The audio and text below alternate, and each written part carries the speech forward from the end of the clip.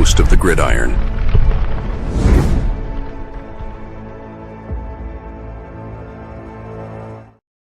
All right, baby. Welcome to the Gridiron. If you can give this video a thumbs up or maybe share this video, that would be absolutely freaking phenomenal. If you subscribe to my channel, thank you. If not, please go down below, hit the subscribe button, hit that bell icon. That way next time I go live, if I put a video out, you'll be notified. And it's free of charge. What do you got to lose? But if you are subscribed to my channel, thank you. If you want to help support my channel out, in the description box below, very top link takes you to my membership page. I got 3 different membership levels. Each one has their own little perks to them. So once again, if you want to help support my channel out, it would mean so much to me, and I thank you in advance. And then finally, just underneath that, there's another link takes you to my Facebook group. It's called the New York Giants of Gridiron. It's my Facebook group. We have over 9,500 members in the group. It is doing simply marvelous, might I add. Basically, if I'm alive and breathing and if I got internet access, I'm putting stuff in this group during their 365. It's called the New York Giants of Gridiron. It's my Facebook group. Please join it. You will not be dissatisfied. I promise. All right. Well, a lot of stuff going on. I mean, obviously, that's the beauty. The season's not even over with. And, we got the Shrine, East-West Shrine game and the Senior Bowl. A lot of stuff going on there. A lot of top candidates showing their stuff. The one nice thing I know, I read one of the articles, was that one of the things that really helped last year with the Giants, especially with their draft class being so good, is that they had a lot of coaches down there. And once again, we have a lot of coaches down there as well, too. I mean, Bowen's down there. I can't pronounce that guy's name. I'm an idiot. He's down there. Obviously, Kafka's down. There's a bunch of guys down there, which is huge. And we picked between the Shrine, East-West Shrine game and the Senior Bowl. There's like 4 guys that we wound up picking out of only the 6, right, draft picks that we had that were in those games, right? So, and of course, we knocked that out of the park. So it's not only so much the draft, the scouting and all of that and everything. It's also the coaches were down there, right?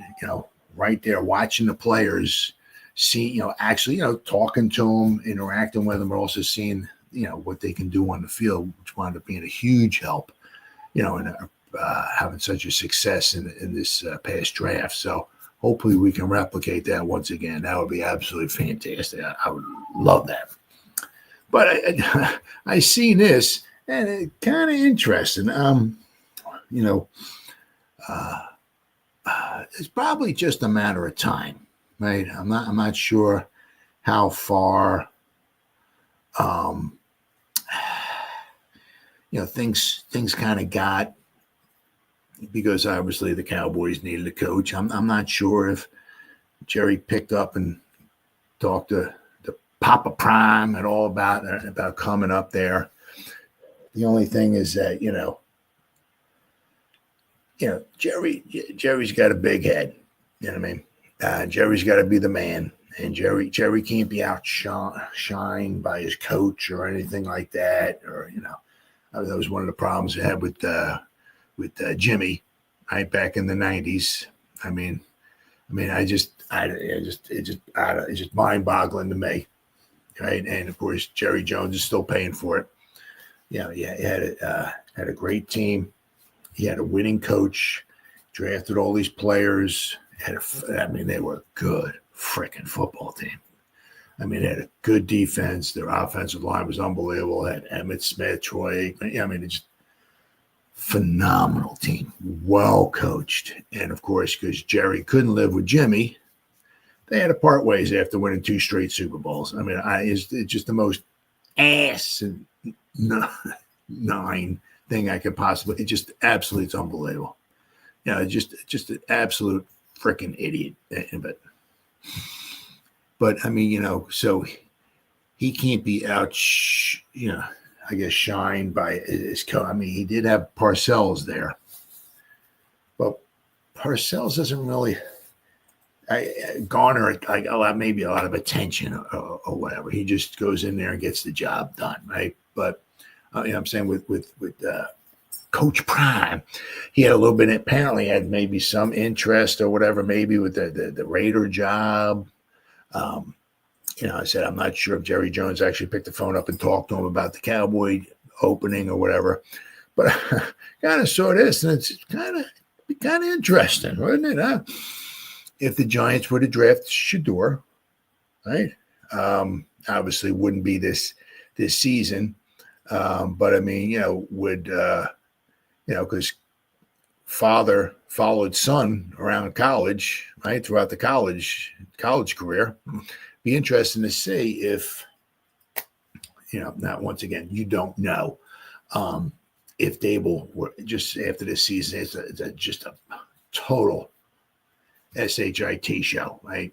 And just say, does Daboll get fired, but they keep Shane? I mean, how it would work out, I don't know. But it'd be very interesting to see, if we would wind up drafting Shedeur, if Papa Prime would be interested in coming over and maybe being a coach for the New York Football Giants. It would be very, very interesting. I'll tell you one thing, it would certainly, without question, I know drafting Shedeur would certainly elevate, a good portion of the fan base. That's for sure. Give us some hope, right? We've got the new quarterback, right? The new shiny toy. Maybe this is the guy, right? And then, especially if we just have another bad season with Daboll, it's kind of like, well, he had the one good one, but no, we've played horribly the last 3 seasons, so maybe Daboll's not the guy. We're going to talk a little bit more about Daboll a little later in our program here. But it would certainly, really, I think, really excite a good portion of the fan base if Coach Prime came here. Guy's a winner. Right? He knows what it takes.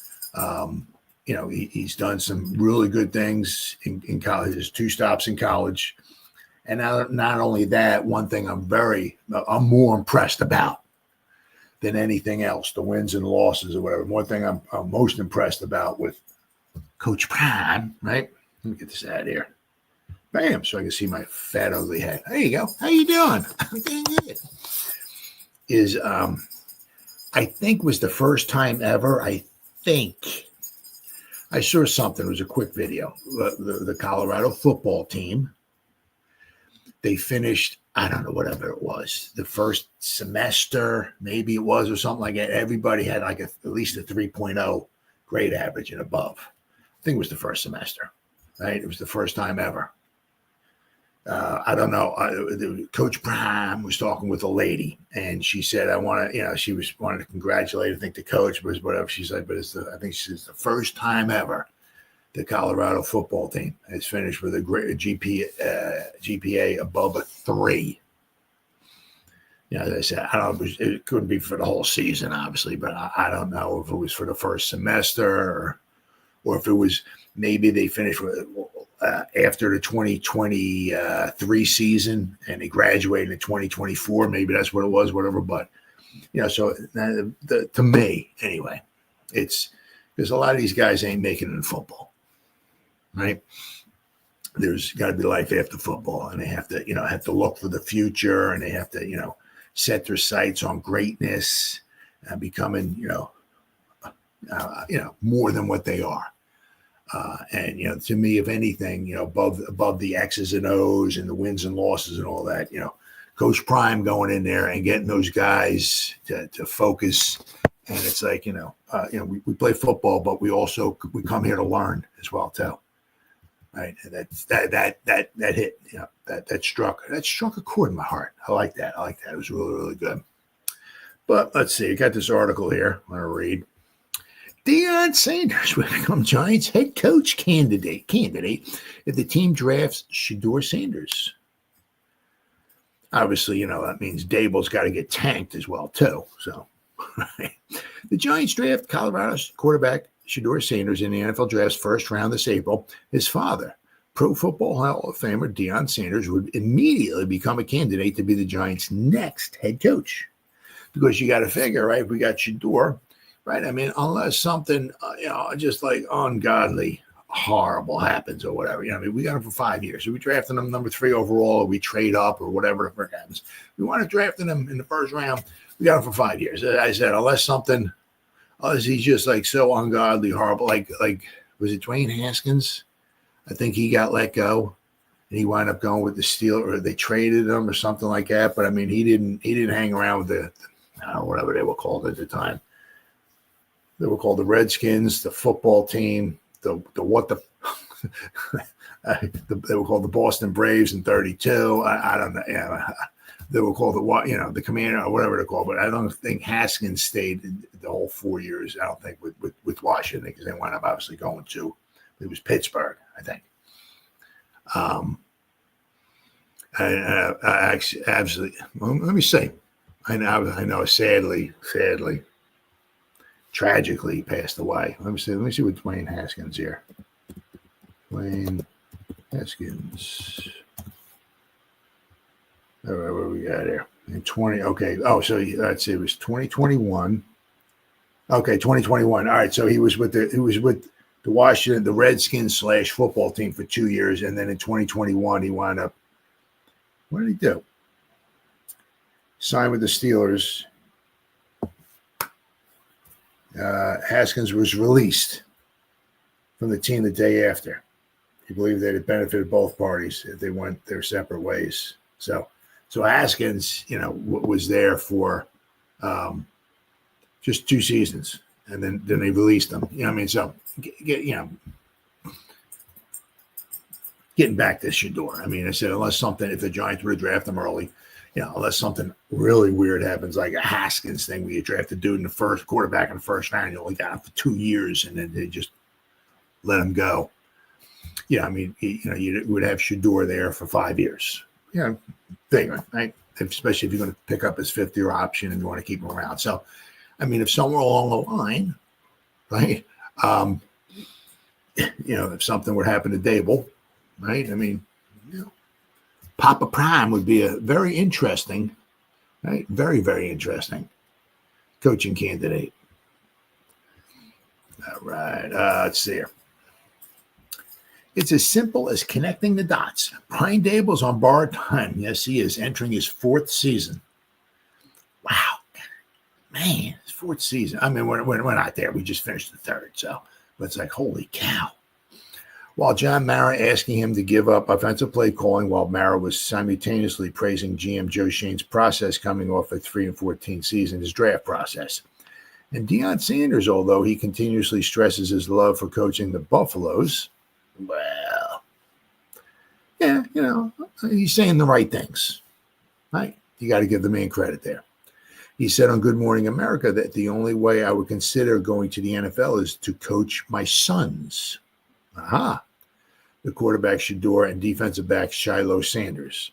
Prime time also was publicly discussed as an early candidate to fill the Dallas Cowboys vacancy after a phone call with owner Jerry Jones, which Jones now says was just a conversation. And Sanders reportedly had a very strong interest in the Raiders head coaching opening, per the Las Vegas Review Journal, before Vegas clarified they intended to go in a different direction. Schoen's Tuesday comments about Shedeur Sanders during an interview at the Senior Bowl in Mobile, Alabama, meanwhile, included 2 references by the Giants GM to Sanders' father, Deion. He's a great kid, Schoen told reporters per The Athletic. Really good personality, football smart. Dad's football coach. No, Dad's a football coach. It's a little bit cliche, but he checks all the boxes of having a dad that's a football coach and the passion that he approaches the game with. It was good getting the meeting, Schoen added. He's had a really good career at Colorado, and obviously we look forward to getting to know all those guys for the rest of the process. The buyout on Deion Sanders' Colorado contract reportedly is $8 million right now, but drops to $5 million after December 31st, 2025, per USA Today. Interesting. If Mara wants to silence noise about his willingness to spend, like ESPN report that Mara has railed against the NFL for making sure that the league doesn't have this dead money in coaches' salaries, buying out Sanders' contract with 1 year remaining on Daboll's would make a good case. Daboll is still the Giants head coach, of course, and he has complained about the absence of an adequate quarterback play on his roster. Giants scapegoated, shut down, and cut down Daniel Jones this past season, and when Drew Lock had his best game to beat the Colts, Daboll went public with his frustration. Daboll said, "You need good quarterback play, and a team has a chance to win every game. If you get good quarterback play," he said, rookie Malik Nabers and Tyrone Tracy Jr. had impressive years in a season like this with a variety of quarterbacks, with 4 different quarterbacks in there. Drafting Shedeur Sanders then would give Daboll his wish, the desire to build a better present and future at the sport's most important position. It would be an opportunity for Daboll to cool down his hot seat simply by showing results. Sanders producing more points and wins would make life easier on everybody, no one more so than the embattled head coach who shares a .363 winning percentage with Shane. The pressure would be also increased on Daboll simultaneously, though, to show those results immediately or face the consequences. The Giants ranked 30th in the NFL in scoring in 2023, 15.6 points per game. And then slipped. They got even worse. They slipped to 31st, but they went up half a point a game. This past season, they scored 16.1 points per game when Daboll took over play calling full time. So if Daboll's offense sputtered again early with Shedeur Sanders under center, Daboll probably wouldn't even last the full season, even if Shane survived. It would still be too early for the Giants to make a final judgment on Sanders, however, if he and the Giants started slowly out of the gate in his rookie year. So the next step would be to find a coach better at creating solutions and culture than Daboll has been. Maybe Shane would sell internally that the Giants just need the right coach, just like Daboll has sold publicly that he just needs the right quarterback. That scenario would lead straight to Deion Sanders as a candidate to possibly revitalize the Giants and properly support his son Shedeur. He knows the league. He has revitalized two college programs. He knows his son best. And if Shedeur Sanders is the Giants' number 3 overall pick, there will be nothing more important than getting the best football leadership out of him. So if hiring his accomplished father becomes the best way to do that, then so be it. So, I mean, he's done, he's done some very wonderful things, obviously, in college, right? The one knock on him is that I can't remember what his. Hold on. It was going up against top 25 teams. I don't know. Let me see.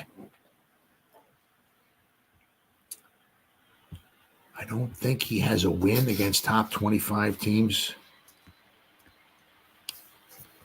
But once again, he kind of walked in to a, to bad situations. His first year at Colorado, he took over a really bad team. Let's see here. Okay. Record versus top 25 teams. This is where Sanders' coaching resume faces the most scrutiny. Much of it is deserved. Coach Prime is 1-6 against AP poll top 25 teams, with the lone win coming against the TCU Horned Frogs in his Colorado debut last season. So, he's good against, other teams, but once again, he took over a program that was that was not very good, right? The Buffaloes went 4-8 despite becoming a media darling following a 3. They started off 3-0 and they finished 4-8. But let's say Coach Prime's squad has made a statement in their inaugural Big 12 campaign, boasting a 7-2 overall record and a 5-1 mark in conference play. So, overall, Sanders is 38-16 as a collegiate head coach, although the future is murky with Shedeur, Shilo, and Hunter expected to enter the 2025 NFL draft this offseason. So, but also one thing too, right, is that I don't know if Coach Prime goes around knocking door to door, and if visiting people. I think they like come to him. like almost like every other coach in college football, even Saban and all those guys, they got to go visit the people's houses and try to get them to sell them. I don't think that's the way it is with Papa Prime. I think they just come to him. So he kind of sells the program himself, but you figure he's taken over 2 horrible programs and turned them around. All right, big time. So that's college. Pros are a little something different, but he's obviously only coached in college. He's played in the pros. He's played in the elite level, obviously in the pros. One of the great, maybe not so much tackler, right? Because that's a business decision. But as far as coverage corner, one of the all-time greats. He's in the Hall of Fame. He's won multiple Super Bowls with multiple teams. He knows what right? The guy was like a freaking streak of lightning running across the field. I mean, once he had the ball in his hands, unbelievable fast. But, he had success or has success in college. They said that's with, young men. You can help mold their minds and stuff like that. Coming to the pros might be a little bit different. But, I don't see why he would not be successful, because he has his way of doing it. He's not going to back down from somebody, right? He has nothing but confidence in himself. So it'll be something interesting to say. But first of all, one thing at a time. It's Giants would have, for this to happen, Giants would have to draft Shedeur. Don't even know if Shedeur will be even available when pick number 3 comes around. Then again, even if he is available at number 3, don't know if the Giants are going to pick him or not. Who knows? We'll have to wait and see. But that's something that, that is something to certainly keep an eye out for. That is for sure. All right. And we got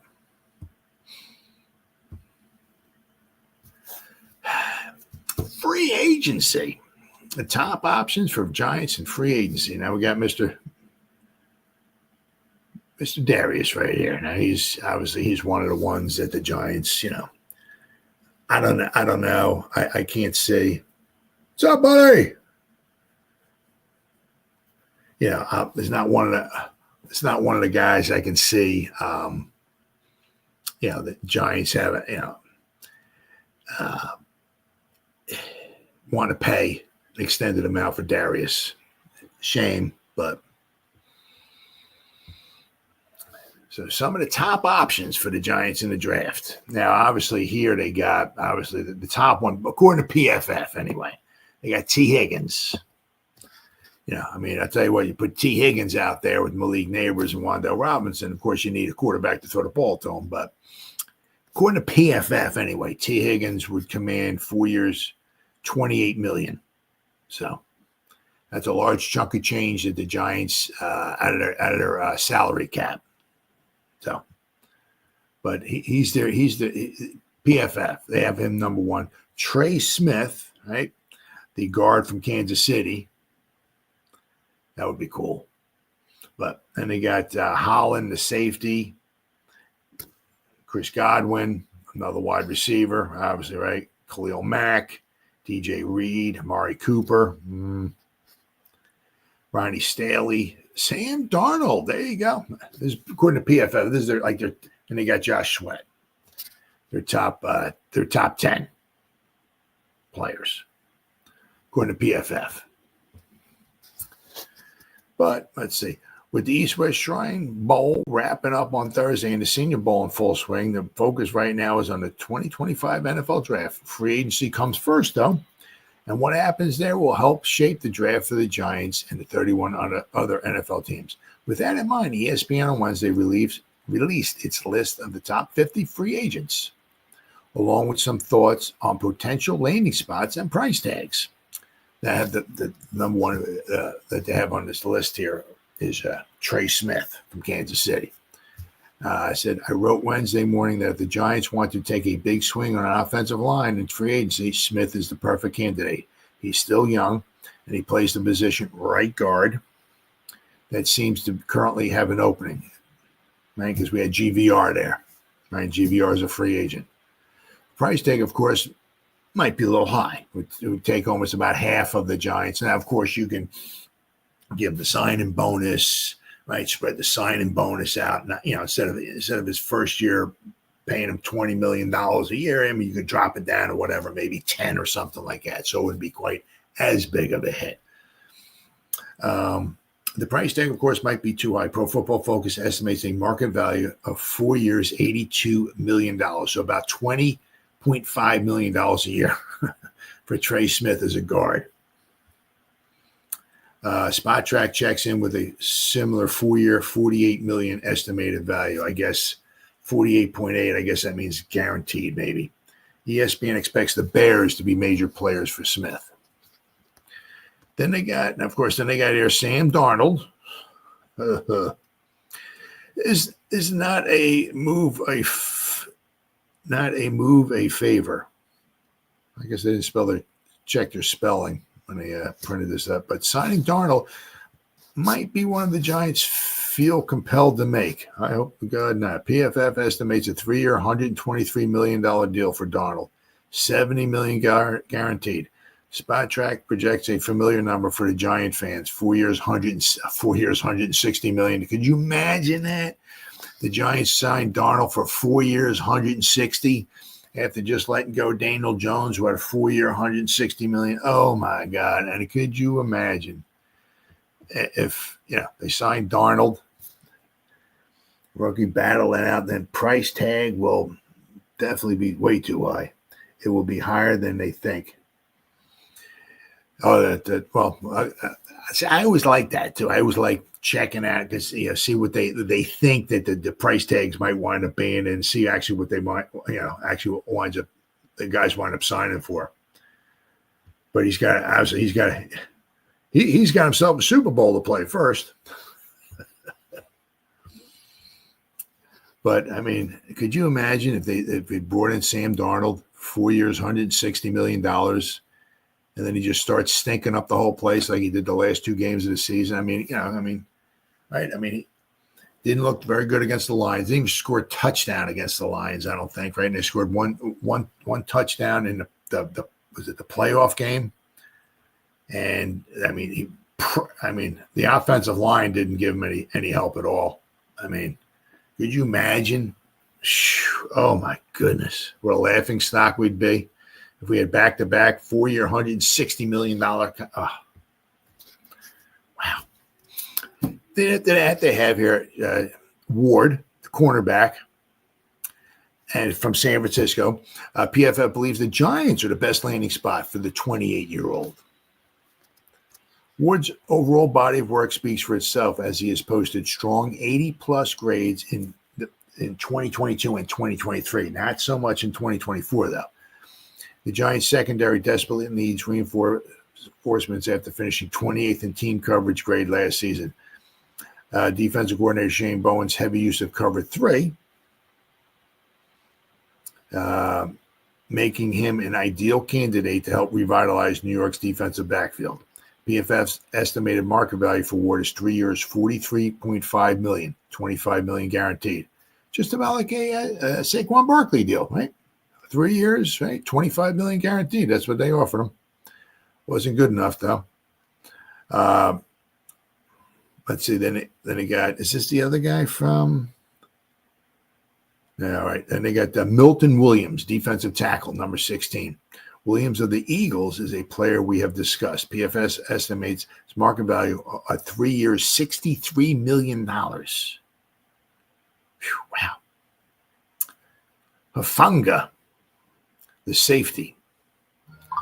This is another player we have talked about. He's just 26, and it might fit a team like the Giants that is looking toward the future. His PFF estimated market value is 2 years, $25 million, $16 million guaranteed. Then they got the combo here. They're talking about 2 wide receivers. They're talking about Stephon Diggs, right, and Darius Slayton, right? Nowhere to go but up. You got that right.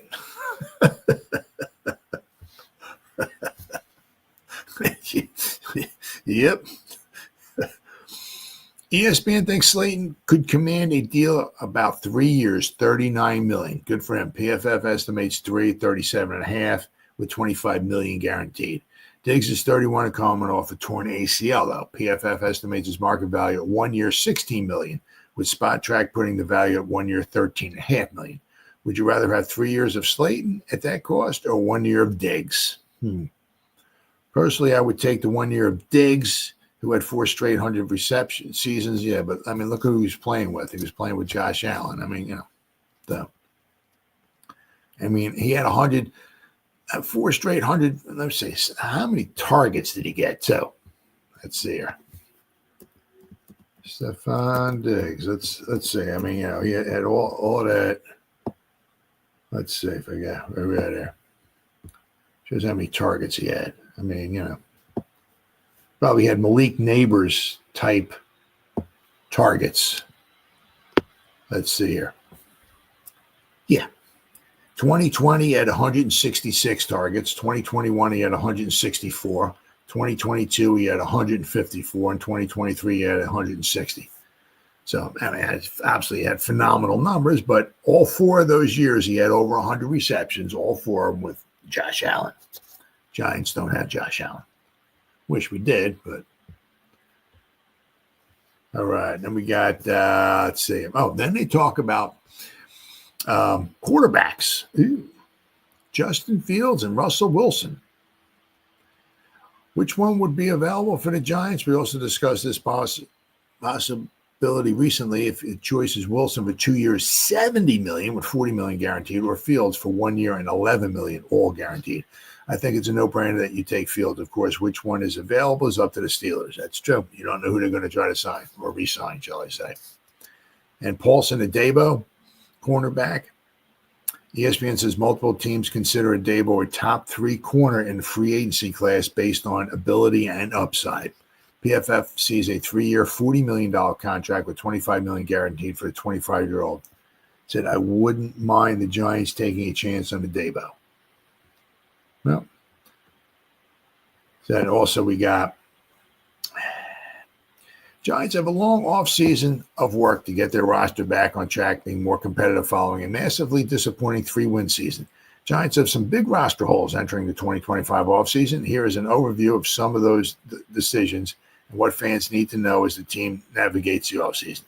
Giants have some big roster holes entering the season. Here is all right. Roster needs. Quarterback, yep. Defensive line, yep. Cornerback, offensive tackle,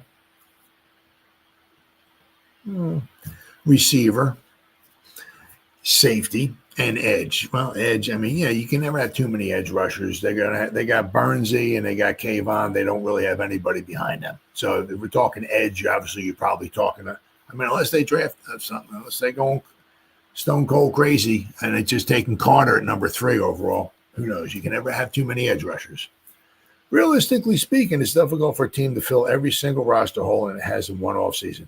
But the good news is the Giants, according to Pro Football Focus, rank 6th in the league in terms of assets, meaning cap space and draft capital and restructure potential. To make some significant roster improvements, not only to the offense, but to the defense, whose personnel needs to be further refined to fit that of what defensive coordinator Shane Bowen has been trying to do. In some cases, the Giants will probably double dip, adding multiple players either via free agency, the draft, or both. Quarterback is one such position that comes to mind as a prime candidate for double dipping. Cornerback is another one. This will all depend on how the team's brass views the depth in the draft class versus the depth in the pending free agency class. But clearly, there are some positions on the Giants where more is needed than just a single player. You got that right. Now, it says here they got $43.38 million total cap space, but $32 million in effective cap space. According to Over the Cap, the Giants have an effective cap space of just $32 million and a total cap space of $43.38 million. The effective cap space is the amount of room a team has to add players under the top 51 rule, which begins on the first day of the new league. The Giants are still a tad on the top-heavy side, meaning that their top 5 highest cap figures all exceed $10 million, with 3 of those 5, Burns, Sexy Dexy, and Andrew Thomas all carrying cap figures of over $21 million, which makes them all restructure candidates once the available cap space dries up. Yeah. In terms of dead money, $22.21 million of the Giants' $27 million comes from Daniel Jones. So, I mean, with the remaining 4.9 coming from tight end Darren Waller. But in 2020, going in, after this season, as of right now, those two figures will be off the books. So I don't think the Giants have any dead cap money next season in 2026. So as of right now. Unrestricted free agents. So we got Pinnock, Slayton, Simmons, Locke, Scottish Hammer, GVR, Dory Jackson, Ojolari, Kreider, Manhurts, the Gunner, Olszewski, Aaron Stinney, Matthew Adams, Christopher Hubbard, Tim Boyle, Elijah Riley, Ty Summers, Armin Watts, Amir Smith-Marset. I hope they re-sign that freaking guy. Patrick Johnson and Greg Stroman. Restricted free agents. None. Exclusive right free agents. Tommy Chicken Cutler Parmesan. Deontay Johnson, Toman Fox, and Devad Wilson. Key players entering a contract year. Aha. Interesting. There's also potential cap casualties. Graham Gano and Nacho. Yep. So key players entering contract years. Kayvon, Evan Neal. That's going to be interesting. Micah McFadden, Cordell Flott, Wando Robinson, Jermaine Illuminor, Nacho, Dane Belton, Daniel Bellinger, Joshua Zudu, and DJ Davidson. Then they got the Giants do not need to make any salary cap related cuts as they are in good financial shape. That doesn't mean, though, that they will consider moving in from guys who aren't in the long-term plans yet and carry a high cap figure for the coming year. One player who would be a cap cut is defensive lineman Nacho, who has a $5 million cap hit. Trimming Nacho, who is in the final year of his contract on the roster, would yield a $3.6 million savings with only a $1.4 million dead cap hit. This move would make most sense for the Giants looking at a very deep defensive line class in the draft, are widely expected to dip into the talent pool as they continue their quest to find a running mate, to plug in alongside Dexter Lawrence, because they just don't have that. Giants will likely spend a large chunk of their cap space on a veteran quarterback and a veteran cornerback, both of whom glaring roster needs. Currently with the Steelers, you got Justin Fields, Sam Darnold of the Vikings. Whew. Man, I can't see them signing Sam Darnold $40 million a year. Regardless of who the Giants bring on board to be their next quarterback, this is a position where the team will likely double dip. Yep. Regarding cornerback, DJ Reed of the Jets remains a very intriguing candidate. It could help the Giants, who hired Manuel as their defensive back coach, previously the Jets safeties coach, as their new defensive backs coach, if they intend to pursue Reed, who's coming off a 3-year, $33 million deal with the Jets. In the coming days, I'll provide a more detailed step-by-step breakdown. Who is this? Patty Traynor. Is it Patty Traynor? Looks like Patty Traynor. Yep, Patty Traynor. She always does a very good job. Very good, very thorough job. So, I mean, the Giants, they have some, but if you check out, obviously, we don't have a quarterback on the roster, this, that, but if you check out what the Giants have in 2026 as far as cap space, they have a lot of cap space in that, coming up now. How much of that's going to get chewed up from this year if they were to go out and sign a quarterback or anything like that, who knows? But they have a lot of money in 2026 to start signing some players. So, but speaking of free agents, I mean, obviously the Giants, we had some good, and we had some bad. So this is according to PFF. That's all I'm going by, right? Got this, the best and worst free agent signings in 2024 for the New York Football Giants. Now, of course, we didn't have a ton of guys to go over. I mean, in this one article, I mean, they had the best and worst for each team free agent signing, right? And they did each team, obviously. The Packers didn't have a worst free agent because apparently I read in the article they only signed like 2 free agents.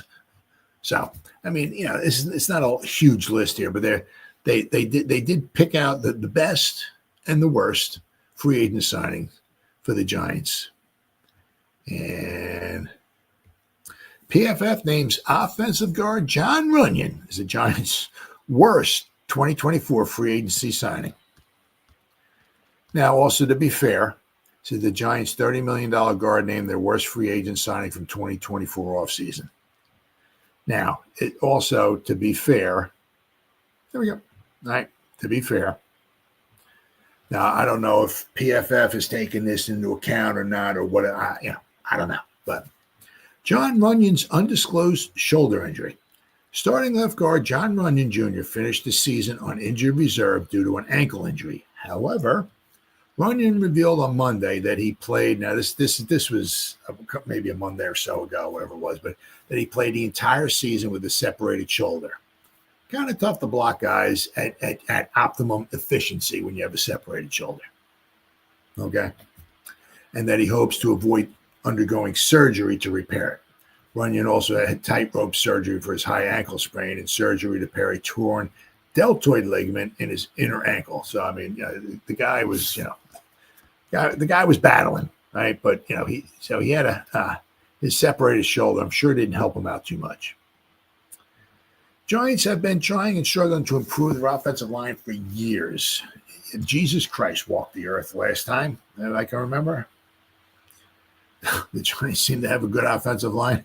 General Manager Joe Schoen paid up in free agency last offseason, signing a couple of offensive linemen in an effort to upgrade the unit. Among his acquisitions was former Packer guard Jon Runyan Jr., who signed a 3-year, $30 million deal to join the Giants. Runyan was the lone Giants' big money free agent signing outside of their trade for Bernsey, while Runyan served as an upgrade over what Big Blue had on the interior of their offensive line the season prior. Not everyone is convinced that he was a worthwhile signing. Somebody from Pro Football Focus recently took a look at the best and worst free agent signings that each of the 32 NFL franchises made last offseason. For the Giants, he labeled Runyan as their worst 2024 addition. I mean, they only had so many. It's not like they had 37 different free agent signings, right? So if he's going to pick one, I guess Runyan was the Giants' most expensive free agent signing last offseason. He played just 13 games. Well, that's because he got injured. Imagine that. Hard to believe a Giant player actually got injured. Shocking, huh? And he earned a 56.1 overall grade, which aligns with the rest of his career numbers. That level of performance doesn't necessarily warrant paying him $10 million per season now. Runyan's $10 million per year salary currently makes him the 9th highest paid left tackle and the 24th highest paid interior offensive lineman in the NFL. Considering the modest salary in comparison to the rest of the league, it doesn't seem as though the Giants are paying a premium for Runyan's services. Surrounding factors that impacted Runyan's performance in 2024. The Giants viewed Runyan as an above-average guard who could bring some stability to the unit.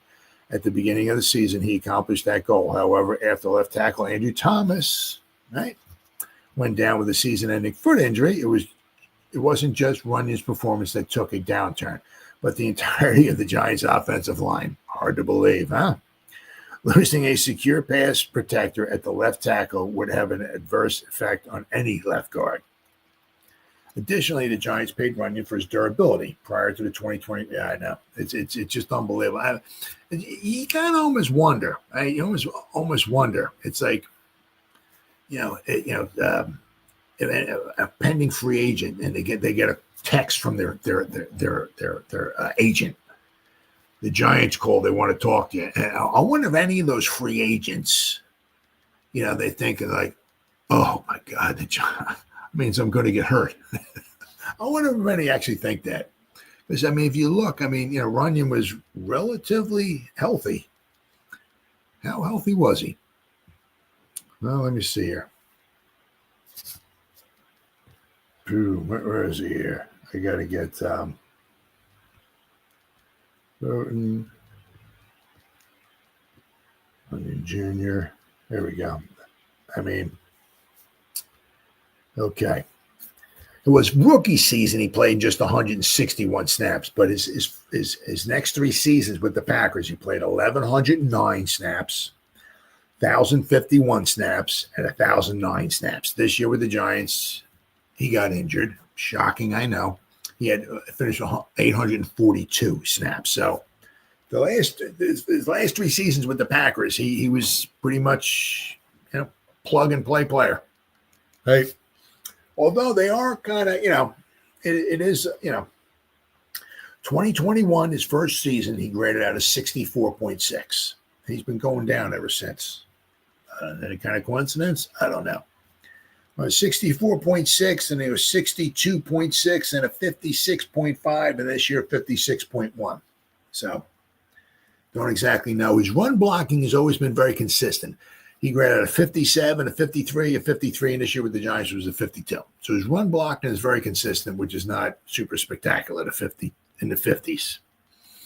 His pass block was a 62 this year. It was a 62 last year with the Packers, right? This year, according to PFF, that's all I'm going by, he surrendered 2 sacks. He gave up 29 pressures, which is not exactly what you're looking for in 13 games. He gave up 4 hits and 23 hurries. So, but I mean, how much also that was the fact that, he's playing maybe, obviously Andrew Thomas got injured.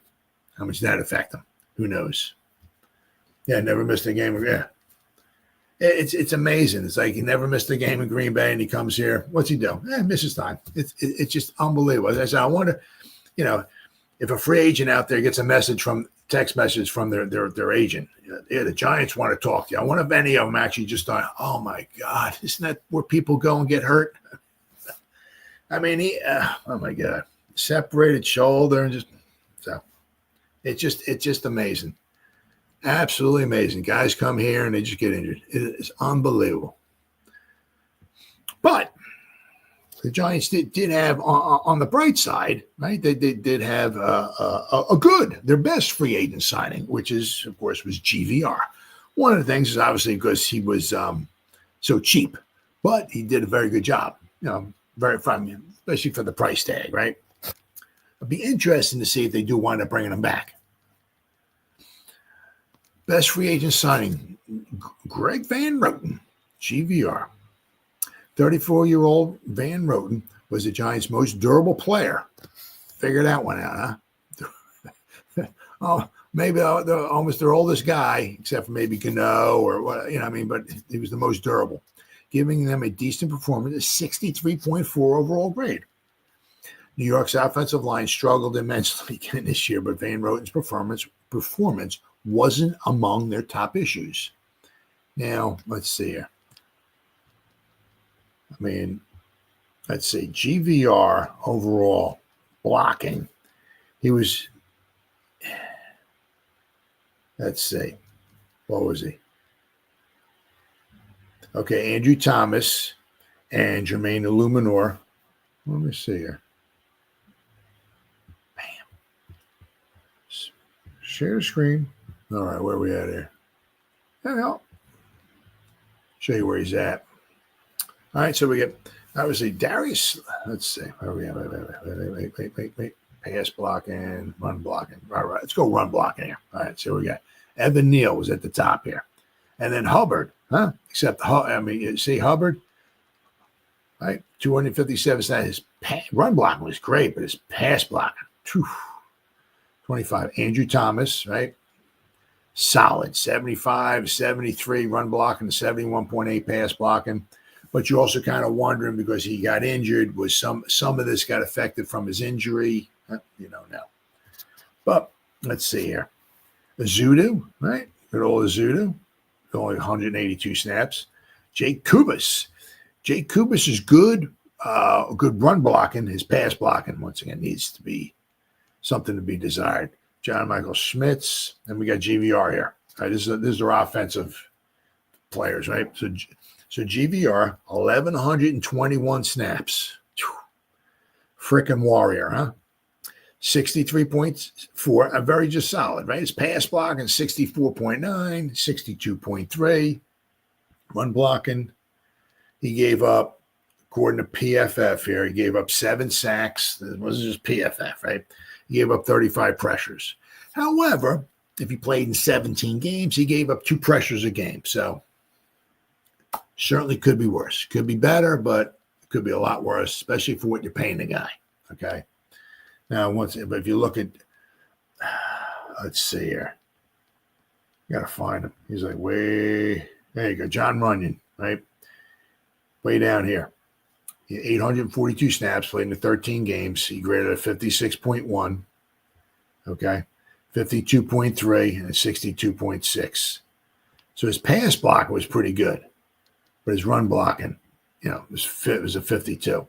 But, you kind of wondering also if he had some type of a separated shoulder, how much that might affect, his play. Right? Who knows? But, I don't know. I want to leave that one too. Runyon, where we at here? Let's see how he plays. Let's see if he gets his injuries fixed. Does he need any type of surgery on his separated shoulder or not? Hopefully he doesn't get injured next year. Let's see what he winds up performing at. All right, then we got, so the Giants also added. Now I had a look for this one. I mean, it's just like an assistant coach, right, to the defensive side, right? So it's going to be this one. This one's going to be interesting to see how this one pans out here. Reportedly add to the defensive coaching staff. All right. Giants are reportedly hiring Illinois assistant linebacker coach Grant Morgan to be part of their defensive coaching staff. Morgan's exact role on the staff is not yet known. Morgan spent the last 2 seasons working under Illinois head coach. Let's see. The coach. On head coach Brett Bielema. I think that's how you pronounce it. Bielema was the outside linebackers coach for the Giants in 2020 as part of the Joe Judge coaching experience. Morgan played it for the Arkansas Razorbacks when Bielema was head coach there, beginning his career as a preferred walk-on in 2016. Morgan spent 6 seasons at Arkansas and recorded 313 tackles. He became an All-American and Burtsworth Trophy winner as the nation's best former walk-on. Morgan went undrafted after the 2021 season. He spent 2 weeks on the Jacksonville Jaguars practice squad before being released and turning to coaching. The Giants have John Igor Rugwo coaching inside linebackers and Charlie Bullen coaching the edge defenders. And also the Godfather's also helping out a little bit on the edge defenders as well, too. And it also said former Arkansas football linebacker Grant Morgan reportedly hired by the Giants. Oop. Get this one here. All right. Grant Morgan, a linebacker for the Arkansas football team from 2016 to 2021, has reportedly been hired by the Giants. Morgan's hiring was first reported on Thursday by CBS Sports and 24/7 Sports. His role has not been specified. Morgan spent the past 2 seasons on the staff at Illinois under former Arkansas coach Brett Bielema. He was an assistant linebackers coach for the Fighting Illini last season after spending 2023 as a graduate assistant. He is the second former Arkansas player under Bielema to have landed an NFL job in the past week. Kevin Richardson, a defensive back for the Arkansas football team in 2023, was hired as not for the Giants, but for another team. So it'd be interesting to see. Not exactly sure, what kind of role, he's going to have. But I mean, the Giant, there's so many guys, Oh, what we got here? Would you ever touch yourself to pictures of? Would you ever touch yourself to pictures of Brian Daboll? Would you make love? Oh, of course. Wouldn't we all? Of course we were. But So they got so many coaches. But I said the one nice thing I was talking about earlier is that they got a lot of coaches down there at the Senior Bowl or the Shrine Bowl, and that wound up really helping them out a lot, big time. In the draft process last year. So, yeah. All right. And one thing I saw was, of course, obviously Shane was down there, right? He obviously talking to the media. I'm sure he was love doing that. But Shane will remain flexible at number 3. So I guess it was also kind of the same thing, like with like maybe a Kayvon or something like that, when like pick number 5 rolled around. He knew he was going to get a good player, whether it was somebody he was dying to get or not or whatever. But he knew he was going to get somebody good. But also, pick 3. He's going to get. There's some good. Obviously you got Hunter, who's going to be the wide receiver, the cornerback. There's another. I can't remember the guy's name. The wide receiver from Arizona. But then there's like a tackle, there's a cornerback, there's a defensive lineman, there's an edge rusher, there's the 2 quarterbacks. So you can go a lot of. I don't know if anybody's going to want to trade up to number 3 to get any one of these particular players. So I can't say how easy it's going to be. Oh, just trade back and collect a bunch of. Takes 2 to tango. You know what I mean? So we'll have to wait and see. But, the Giants can go a lot of different ways in this one here. And Shane was speaking to the media. He said he's going to try to remain open to anything with the number 3 overall pick. We know we're going to get a good player. So Giants desperately need a quarterback, but picking number 3 overall could get squeezed out of one of the top signal callers in the 2025 NFL draft. We'll have to wait and see. Cam Ward and Sanders currently sit as the consensus top 2 quarterbacks, with a perceived fall off as the draft process begins to ramp up. With both Tennessee and the Browns picking 1 and 2 respectively, also potential needing quarterbacks, and the possibility another club trades up, perhaps the Raiders at number 6. Giants might be forced to go in another direction. However, if it plays out, Shane knows he'll be getting a good player. We're going to be open to anything, Shane said Tuesday from the Senior Bowl. We're in a good position sitting at 3 with the players that are available. By process of elimination, we know we're going to get a good player, regardless of what happens in the next couple of months. We know there's going to be a really good player there. Right? Can't have too many edge rushers. Penn State edge rusher Abdul Carter and Heisman Trophy winning candidate Travis Hunter sit at the top 2 players in the NFL Network draft analyst Daniel Jeremiah's initial top 50 prospect rating. At least 2 between Carter, Hunter, Ward, and Sanders will be available when the Giants run the clock. Right? The question is whether one of them will be an all-important quarterback. New York's predicament, coupled with other quarterback-needy teams like the Raiders, the Jets, the Saints, etc., is why signal callers are destined to be pushed up during the draft process. While Ward and Sanders might remain the clear-cut top 2, quarterbacks like Jackson Dart, I'm going to talk about in a minute here, Jalen Milroe, Kyle McLeod, and others will be heavily discussed and dissected as the draft season unfolds. Ooh. Joe Schoen hints at the Giants' flexible draft plans. New York Giants general manager Joe Schoen is confident he'll be able to add a star at the number 3, no matter who gets picked atop the 2025 NFL draft.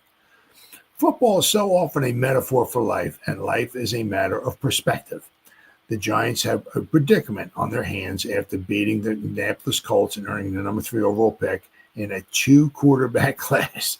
They could leave the first round without a franchise quarterback and far more questions than answered under center.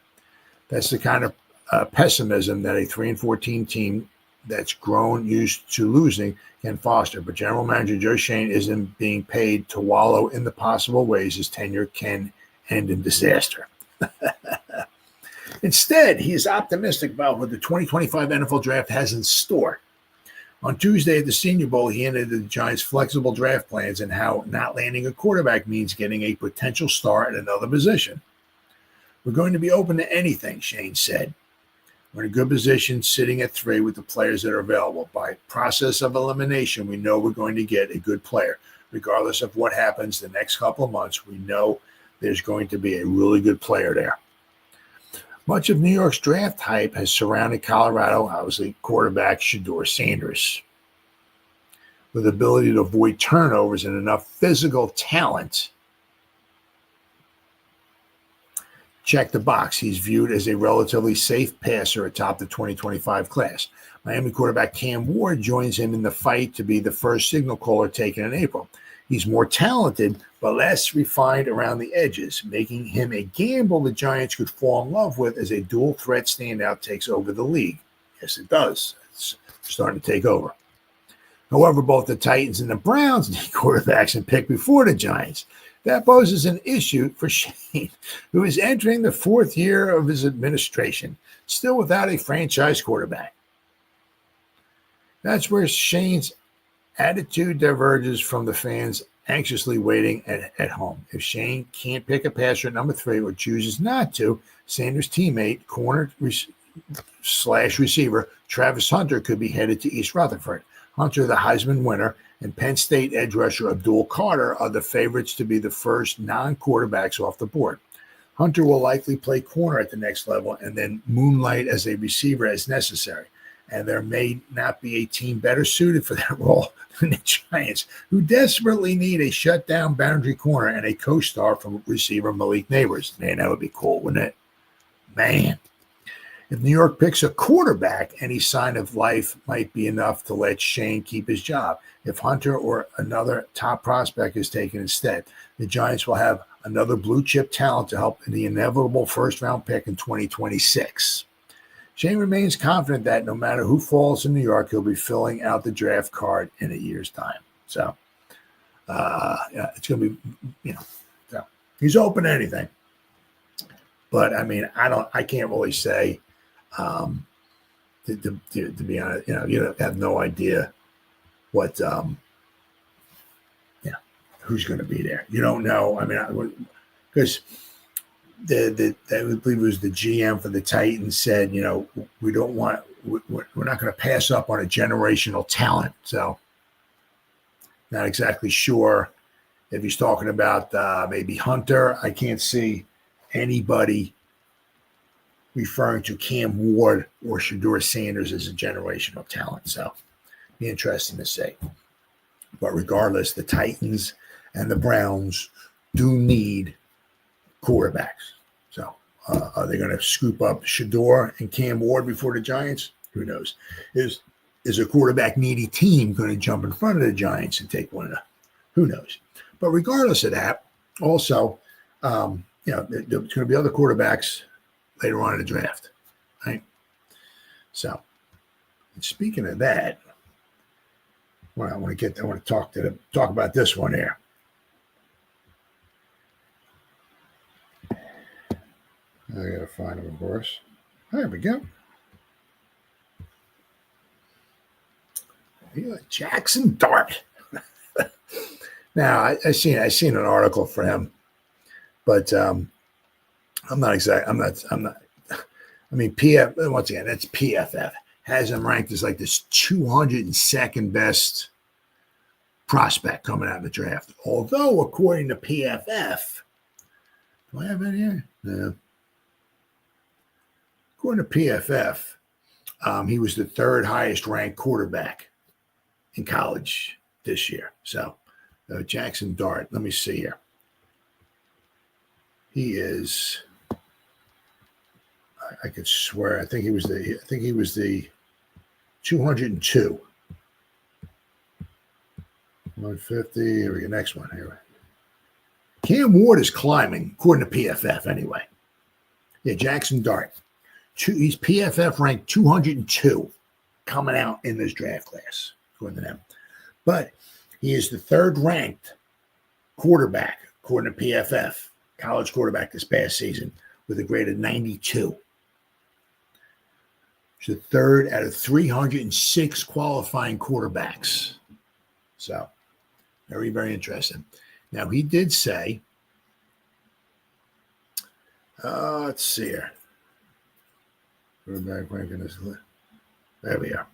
Now, Jackson Dart says joining the Giants would be a smooth transition. Doesn't also hurt, right? I mean, you got, all right. He does have a close connection also with Eli, right? The Giants hold the third overall selection in the 2025 NFL Draft and are in prime position to take one of this year's top quarterbacks.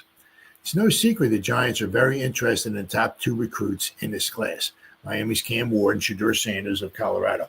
But they may not have a shot at either of those two, because there's the two teams in front of them, the Titans and the Browns, are also looking for a quarterback.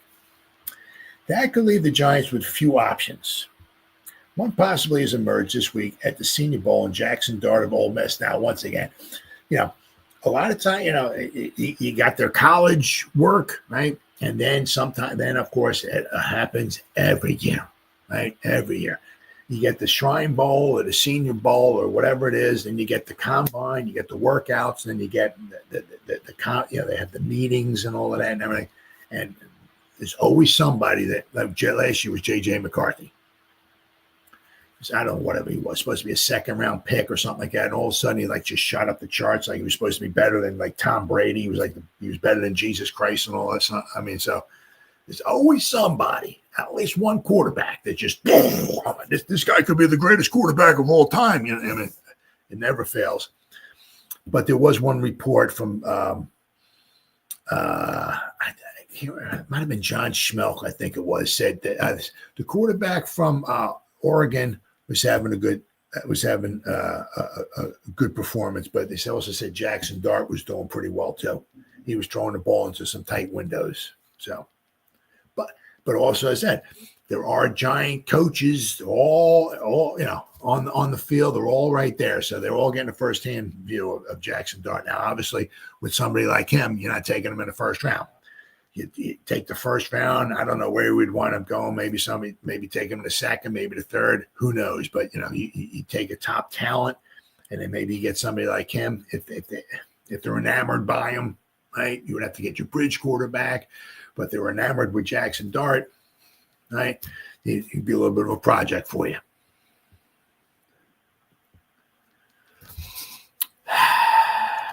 Dart, who began his college career at USC but moved to Ole Miss via the transfer portal, seems like a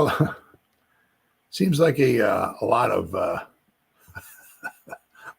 lot of people do that transfer portal kind of thing. Of course, he left USC, went to Ole Miss, obviously, when the Trojans brought in Lincoln Riley and quarterback Caleb Williams. So I can't blame him. He has a college resume that can't be denied. He also has been with the Giants as he has been working with retired quarterback by some guy by the name of Eli Manning for the past 3 seasons at the Manning Passing Academy. Eli and his dad, Archie, are Ole Miss legends and have grown close to Dart, who was a first-team All-SEC selection this year. Eli has also been working with the Giants to help find them a new franchise quarterback. I like Jackson Dart, Manning told the New York Post recently. I probably watched him more than anybody just from watching Ole Miss games. I've been around him, and he's a great kid. Been in the same offense for 3 years, and he's been successful. Seen him grow and progress and seems to be able to make all the throws. Dart, in turn, sees the Giants as a possible fit for him. My relationships first started with them when I first got there at Ole Miss, Dart said. They were one of the first families to reach out to me, and it's been special how our bond and connection has been able to grow throughout my time there.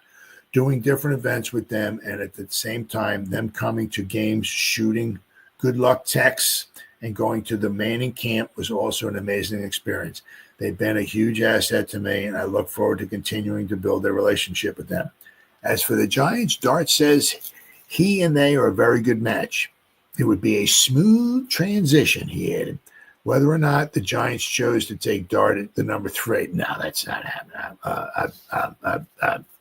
I'd be rather shocked. But then again, they did take Daniel Jones at number 6, so who knows?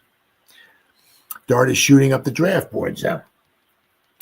ESPN's Mel Kiper Jr. has him rated the number 3 at the quarterback position in this class, and who knows, he could rocket up the conversation should he impress at the NFL Combine and other off-season workouts. So that's the way it happens all the time. Somebody, at least one person, at least one quarterback winds up shooting up a board, right?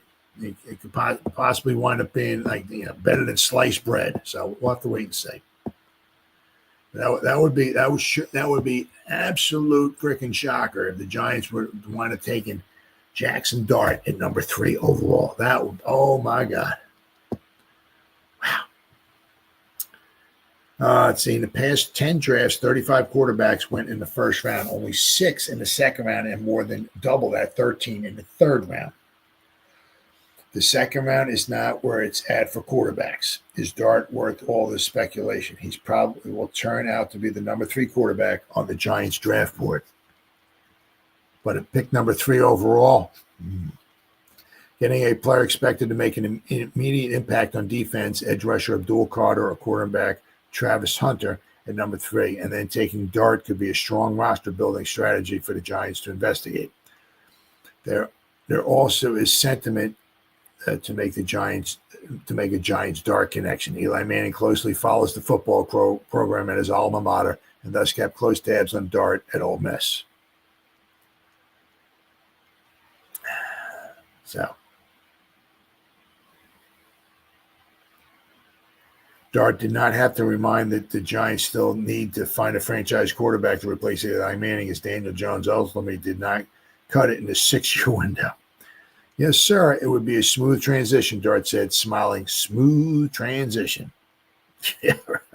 Okay. Giants will sign a veteran quarterback in free agency either before or perhaps they will wait until after the draft. And that bridge player might have to open the season as a starter with the expectation that a highly drafted rookie quarterback will take over when he is deemed ready to roll.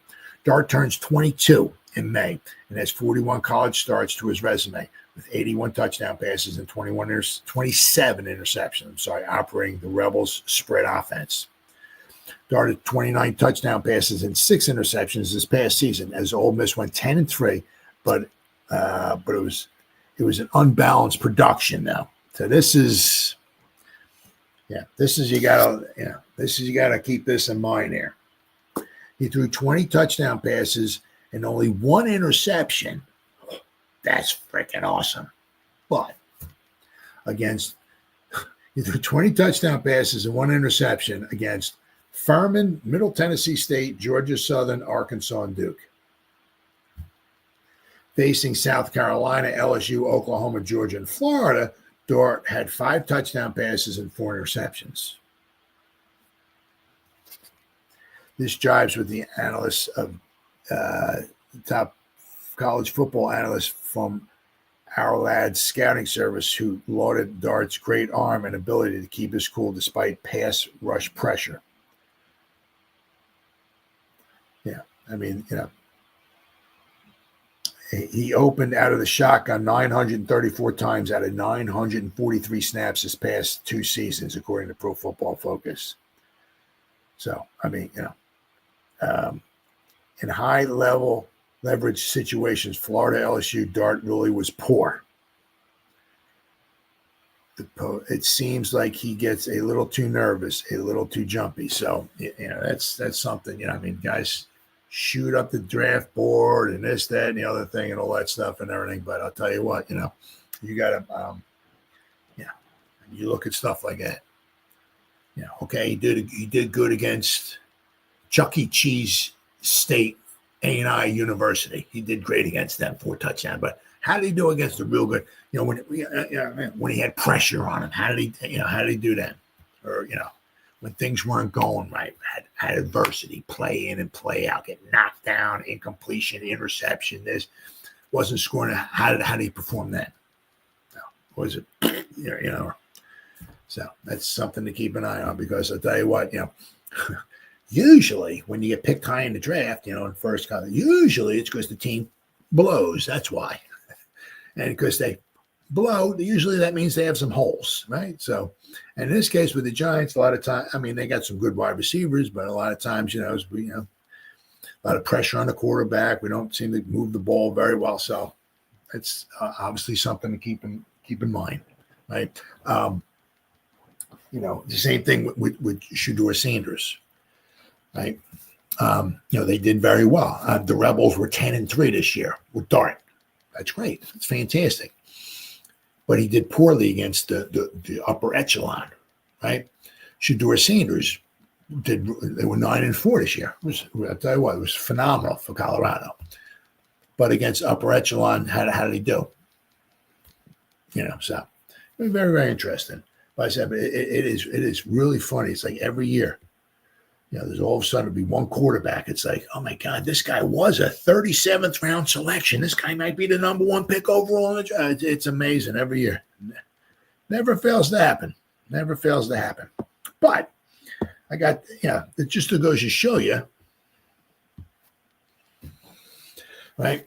Where would this 2025 draft class rank in the 2024 class? Because obviously that 2024 class wound up being really nice. I mean, Christ, Jaden Daniels. We're Giant fans. We're going to face Jaden Daniels 2 times a year for the next 15 years. It's are you freaking kidding me? I mean, what a Caleb Williams, really good year. You look at, good picks. There's some good quarterbacks. Right? We're not quite even sure what's going on with McCarthy. Right? We don't even know, because he hasn't played yet. So we'll have to, obviously, the verdict's still out, or whatever, jury's still out on him, whatever. But I'll tell you what, there was in the 2024, there was some really good quarterbacks, obviously. So, one thing is you do gotta, I'll tell you what, we hit a grand slam with Malik Neighbors. There's no doubt about it, right? It's just that a couple of the quarterbacks may be taken after us, maybe might be could be franchise quarterbacks.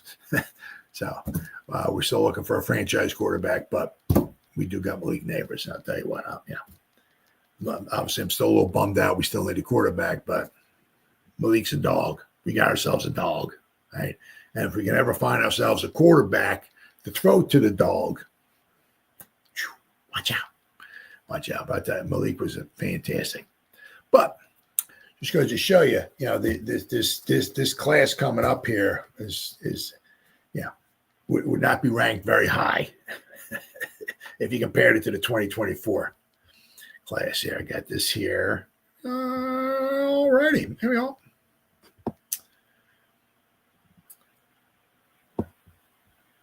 Okay. Where would the top 2025 quarterback prospects rank in the 2024 quarterback class? We asked Locked On NFL Draft and Bleacher Report scout Damon Parson for his opinion. Patty Traina wrote this. So, and he was not too high. NFL scouts and personnel people will always tell you that if you do your homework and leave no stone unturned, you will find quality talent for your football team. But that doesn't mean a draft class is strong in the same areas every year. Nope. Take, for instance, the quarterback class. In 2024, most quarterback-needy teams fortunate enough to be drafting in the top 10 were able to find potential franchise signal callers.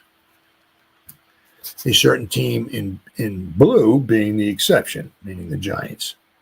This year, however, teams looking for that next Caleb Williams, Jaden Daniels, I'll take Jaden Daniels, or Drake May, might have a tougher time finding that guy. Damian Parson, host of and senior draft analyst for Bleacher Report and New York Giants on SI, recently was put on the spot to address where he would place this year's top quarterback prospects, Shedeur Sanders of Colorado and Cam Ward of Miami, if they had come out in last year's class. Director Jim Nagy, in citing the historic nature of the 24 class, quarterback class, said of 25, it's certainly not last year. I don't know if any of these guys would be in the top 6 from last year. Speaking to the Parson, said that Caleb Williams went first overall last year to the Bears, would still be his top prospect. I know Caleb didn't have the greatest year, Parson said. Chicago was a mess. They've been a mess for some time, but I still believe in Caleb. I would have still selected Caleb number 1.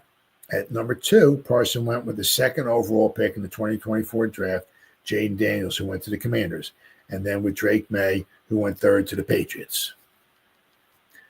But after May, what about after May? This is where it gets a little dicey, Parson said. I think Michael Penix was the 4th quarterback off the board to the Falcons.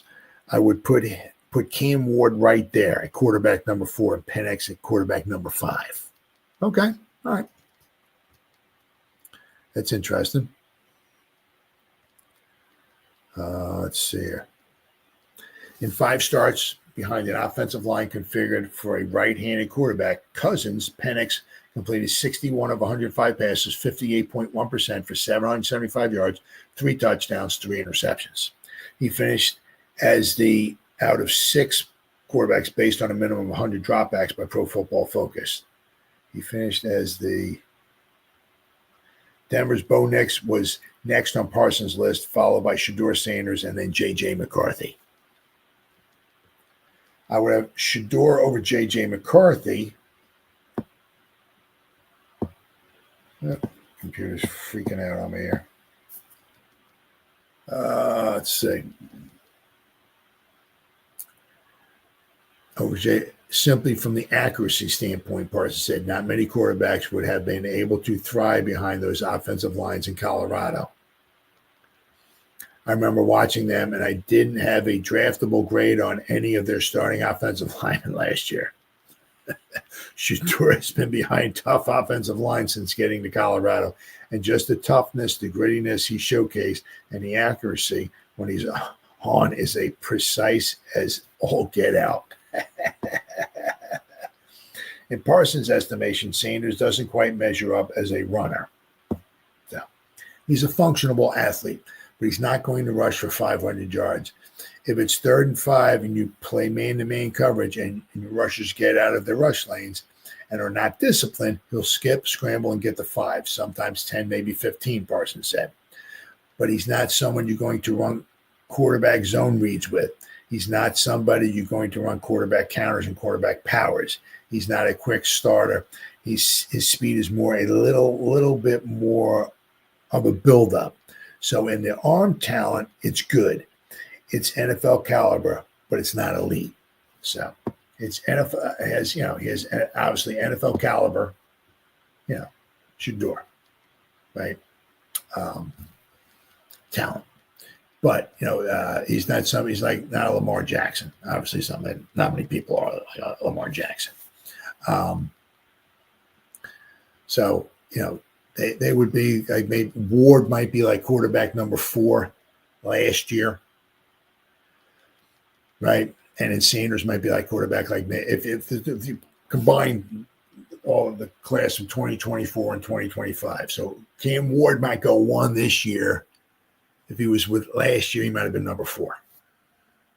Right. If you had Sanders last year in the draft, he might be number what? Maybe 6. This year he would be 2. Last year he'd be 6. Right. So, last year obviously wasn't the whatever you want to call it, the 83 class where you had what Kelly and Marino and oh my God, But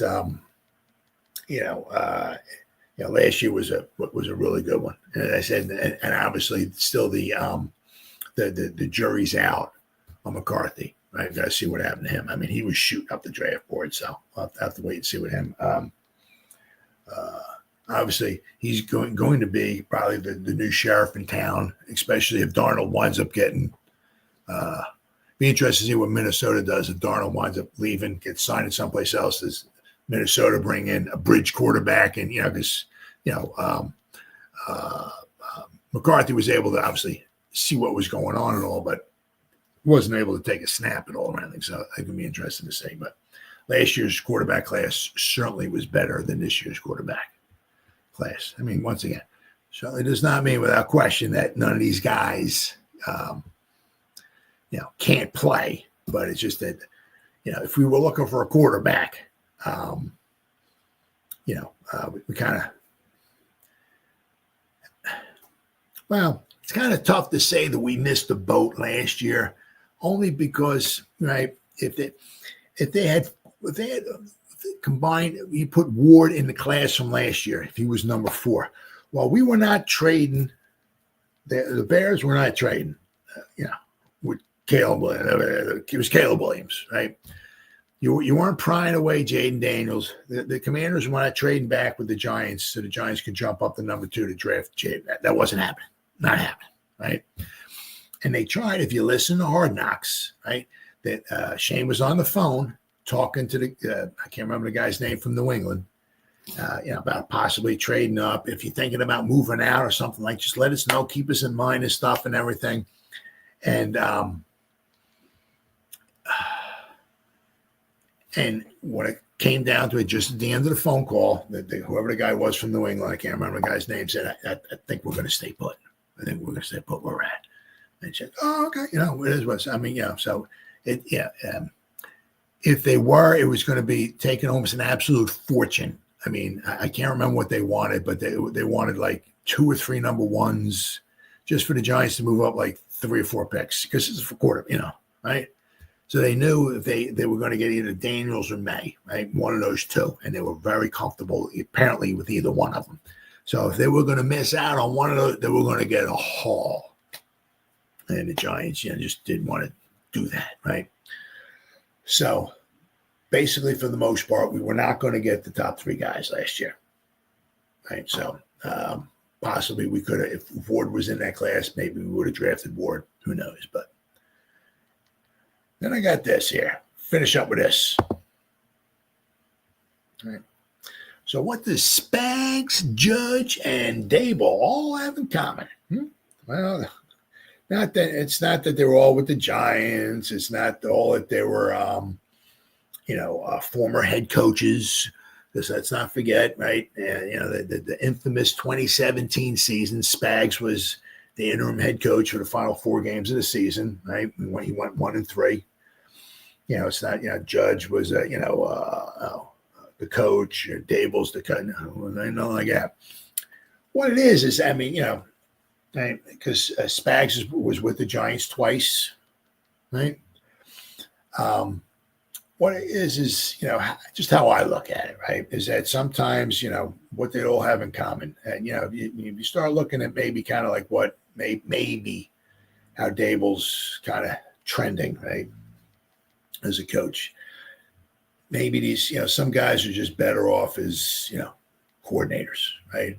I mean, I know, Judge, I can't remember they had him in charge of, I don't know, it was the offense or the offensive line, whatever it was with the Patriots. I mean, that was like a total mess. But when he was with the Patriots, he was like the special teams. He was, he was with, Belichick. He did a very good job, very, very good job there as an assistant coach, right? Spags, I can't remember. Let's see there. Let me type this in real fast.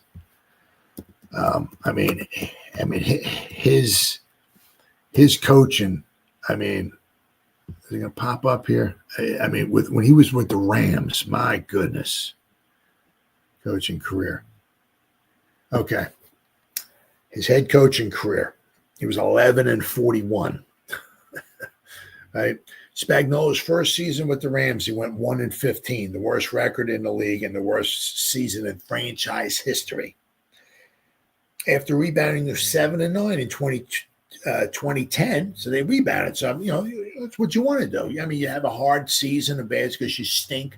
Well, the next season, let's win some more games, and let's just keep going up. That's the way it's supposed to go, right? And that's the way with Campbell, right? With the Lions. I think what the heck did they do? They won, I think, 5 games his first year. Then he went to 9. Then he went to 12, and his past season 15. And I still think and feel, if their defense was not totally decimated, they might be in the Super Bowl, right? But another story for another day. But that's what you're supposed to do. First year, Spags with St. Louis Rams, and they stunk. They were the greatest show on turf, and 10 years later, they were absolute trash. but they were 1-15. Then they went 7-9. But then after that, what were they? Let's see. Oh, I had it there. St. Louis Rams. There you go. They went to they went from 7-9 back to 2-14, tied with the Colts for the worst record in the league. Spagnuolo was fired on January 2nd, 2012, after compiling a 10-38 record in 3 seasons with the Rams, the second lowest winning percentage for a non-interim coach in franchise history. He was 10-38. Now, he might. So what's he got? 3. He's got 4 Super Bowl rings as the defensive coordinator. If they win again next Sunday, he'll have 5 Super Bowl rings as a defensive coordinator. But it was the same thing here with the Giants. He became the interim coach for the Giants the last 4 games of the season. Now, once again, we were just a team in disarray and all that, and he finished 1-3. But his head coaching career, right, was 11-41. I mean, basically like a 250 winning percentage. I mean, so for him, it's the same thing. You look at Pat Shurmur, right? Very good offensive-minded coach. I mean, Daniel Jones's rookie season, right? 24, started 12 games. He played in 13. He had a little cup of coffee in the one game against the Cowboys. We were losing 515-0. Pulled Eli, put Daniel Jones in there, I think, for one drive. So he played in the game, right? But he started 12 games. In those 12 games, he had averaged 2 touchdown passes a game. He threw 12 interceptions. He had 317 fumbles, which he had to start cleaning up. But he had 24 touchdown passes in 12 games. That's the best of his career. Right? Pat Shurmur was good at calling plays, but that was the coach, But I mean, Pat Shurmur, I think he was 9-23. Right? Yeah, he was 9-23 as a coach. This is Pat Shurmur with the Browns for 2 seasons. He comes to the Giants. He's the coach for the Giants for 2 seasons, and what's his record? 9-23. He was 18-46. Very good at calling plays. Not a good head coach. Joe Judge, he was kind of, at the time when we brought Joe Judge in, nobody knew anything about Joe Judge, but a lot of people talking about it. It's like, man, this guy's like Bill Belichick's right-hand man. He's always talking to him and all that stuff and everything. He was in charge of the special teams. He did special teams for the Patriots, was very good. He did a very good job. He'd been around. He was Alabama. The Patriots, so he'd been around, and did very good wherever he was at, but not as a coach, not as a coach. Could be the same thing here. Could be the same thing here with Daboll, right? Did very well. I mean, he was with Alabama, right? He was their quarterback coach 1 year. Then, of course, he goes to Buffalo, right? And did a phenomenal job with Josh Allen. Right, I'm not sure how much Josh needed, maybe some fine tuning, obviously, but Daboll was there, right? But is he more than that? Is he there's some guys are great. You can just go through tons of guys, right? Man, this guy's a great coordinator. You look at like Robert Saleh, right? When he was with the 49ers, man, they had a great defense. Man, I don't know how many times, I remember seeing him on the sideline. Of course, I can't miss him with the bald head, right? The 49ers out there, their defense was doing real good. He'd be all fired up. His bald head, the lights are shining off his head and all that. All pumped up, coming off. He's clapping, high-fiving everybody, stuff like that. Man, this guy's a good guy. Then he goes to the Jets, and they stink, So you could go on and on. I mean, obviously, some people are good coordinators and they become good coaches. You look at Bill Parcells, Tom Landry, Vince, just on and on and on, right? But there's a lot more guys than not, right, are good coordinators, and that's all they are. Because you put them in the leading role, and it might be just, they can just, instead of just focusing on the offensive line, right? Their offensive line coach. They do a great job, right? They can just focus on one thing and just focus on like maybe 10 players and the offensive line. They do a fantastic job. Or if they just focus on calling the offense or something like that, right? It makes it a little bit, obviously makes it a little bit easier. But some guys, when you just open up there and they're in charge of, the offense, the defense, in charge of the team, the special teams, that now, of course, obviously that too, calling plays, right? Seemed like we did better in 2022 than we did these past couple of seasons. And that, Daboll's there calling the plays. He's supposed to be like, we thought some kind of like magic man calling plays and stuff like that. Certainly didn't seem like that. We averaged, 15 points last season, 16 points this season. I mean, right? So maybe, just maybe, we'll have to wait and see. Daboll is maybe just a good coordinator. Just like I said, Spags, and you look at him, it's like, the guy's phenomenal, but wasn't that great of a coach. Joe Judge, he's not a Spagnola, that's for sure. But, at the time, when he was the special teams coordinator and all that for the Patriots, he was doing a good job, right? Daboll, it was with the Bills, with Josh Allen. He did a very good job, but you elevate him to head coach, just may not be, because sometimes,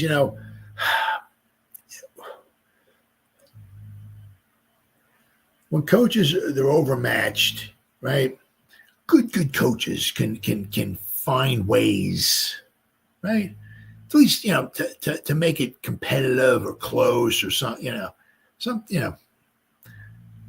don't know. Sometimes, the one thing I heard with Judge all the time, Joe Judge, that, after the Giants lost 312-0 to somebody, reporter would ask Judge, so what happened on this play? But what happened?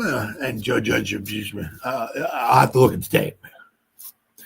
Then somebody else asked him, I'll have to look at the tape. That was his answer to everything. I have to look at the tape. Okay. But now, like with Daboll, a lot of his answers are kind of like the same thing, too. It's like, yeah, we just got out coached. It all starts with me. I'll take the hit on this one. We got out. Wasn't good enough. And it starts with me, and then the next week we lose. Yeah, it just wasn't good enough. It starts with me. And then the next week we lose. Yeah, it all starts with me. It just wasn't good enough. We got out coached. It just was. It's like, dude,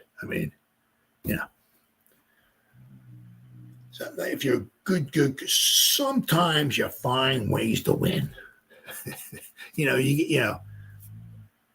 Right? As I said, I'll never forget the game.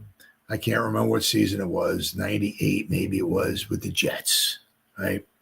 Bill Parcells. Their backup quarterback was Tommy Chupa, their punter. Okay. Who was it? The New England they lost to? Let me check this out real fast. I think 1998. Let me check this. 1998 New York Jets. They lost. So it was in 97, 98, 12-4. Was it? No, it couldn't have been that year. Nope. Let's try. Okay, 8-8. Maybe it was this year. 8-8, 99. Yeah, 99. First game of the year. They lose Vinny Testaverde, their quarterback, and they still wound up 8-8. Right? They were going to roll through the season with Vinny Testaverde, and if he was their starting quarterback with Bill Parcells as the coach, darn well they were going to have a good record. They still wound up 8-8, but they lost the first game of the season. Vinny Testaverde got injured, and Bill Parcells was the coach of the Jets, 1999. They lost 30-28 to New England. Now let me see here. Let's see here. What we got? I tell you, 1999, because Adam Vinatieri kicked the first field goal of the game. It goes to show you how long the guy's been playing for. All right, where are we at here? There we go. Okay. Vinny Testaverde was 10 out of 15. Okay. Then he got injured. Rick Meyer went in there, and he must have stunk the joint up. He was 4 out of 11. So they finished the game with Tommy Chupa, their punter. Right? I guess he was their emergency third-string quarterback, whatever. I don't know, whatever it was. But they finished the game with the punter in there. He went 6 out of 10. 165 yards, 2 touchdowns. His quarterback rating was 143.7. Rick Meyer, the quarterback, the guy who got drafted in the first round a few years earlier by the Seattle, he had a quarterback rating of 5.3. They put the freaking punter in there, Tommy Tupa. He has a quarterback rating of 143.7. He goes 6 out of 10, completes 6 passes for 165 yards and 2 touchdowns. Of course, Curtis Martin, he had a great game, 19 rushes for 80 yards. But Tommy Tupa, their punter, went 6 out of 10, 165 yards. Right? And the Jets wound up losing 30-28. Adam Vinatieri kicked a 23-yard field goal with 3 seconds to go in the game. Right? It's basically like the last play of the game. The Jets were winning 28-27 with 3 seconds left to go, and they wound up losing it. But it's stuff like that, right? When you're out, when you're outmanned or this, that, and the other thing, it's like even Bill Parcells. You know what I'm saying? It's like Rick Meyer, he was horrible, so he put Tommy Tupa in there, completed 6 out of 10. Of course, most of the time they just ran the ball, but with their freaking punter, he was a quarterback too, but he was also their punter. So with their punter, they were up 28-27 with 3 seconds left to go in the game. See, that's a coach. Now, of course, that's a Hall of Fame coach. There's not many of them out there walking around, so I get it. But that's a coach, you know what I mean, who can find ways to win or keep your team in a game when things aren't going bad or when things are going bad, right? And they were going bad that game. And the Jets almost won with like their 3rd-string quarterback in it. Just unbelievable. Absolutely unbelievable game. So the point is, right, is that maybe, I said, what do all 3 of those guys all have in common? Well, just maybe they're better off assistants than they are head coaches. All right, guys, been 1 hour and 42 minutes. Whoever spent any time listening to me live, thank you. Or if anybody's going to spend any time watching the replay of this, once again, thank you so much from the bottom of my heart. It means the world to me. As always, you guys stay safe out there and go Giants. Woo! Oh, yeah.